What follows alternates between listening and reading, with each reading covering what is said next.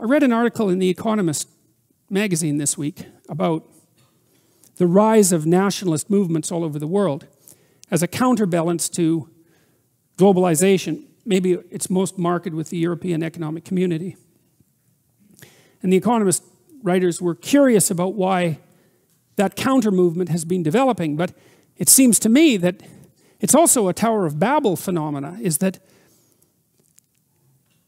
and maybe this is most evident in the European Economic Community, to bring all of that multiplicity under the,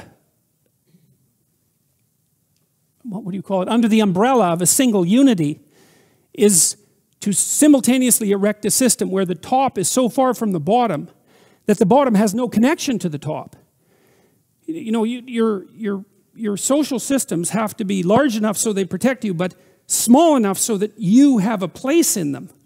And it seems to me perhaps that's what's happened in places like the EEC, is that the distance between the typical citizen and the bureaucracy that runs the entire structure has got so great that it's an element of destabilization in and of itself. And so people revert back to, say, nationalistic identities because it's something that they can relate to.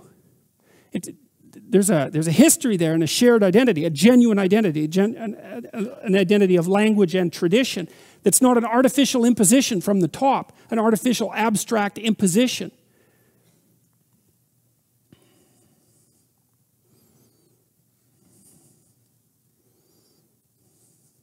In the Egyptian creation myth, the version I'm most familiar with, in the previous creation myth, an older one, the Mesopotamian creation myth, mostly what you see menacing humanity is Tiamat. She's the dragon of chaos, and so that's nature. It's really Mother Nature, red in tooth and claw. But by the time the Egyptians come along, it isn't only nature that threatens humanity, it's the social structure itself. And so the Egyptians had two deities that represented the social structure, and one was Osiris, who was like the spirit of the father. He was a great hero who established Egypt, but became old and willfully blind and senile. And he had an evil brother named Seth.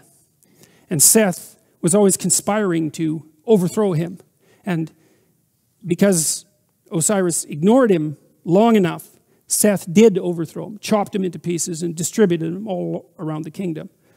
And his son Horus had to come back and fight. Osiris's son Horus had to come back and defeat Seth to take the kingdom back. And that's how that story ends. But the Egyptians seem to have realized, maybe because they had become bureaucratized to quite a substantial degree, that it wasn't only nature that threatened humankind, it was also the proclivity of human organizations to become too large, too unwieldy, too deceitful, and too willfully blind, and therefore liable to collapse.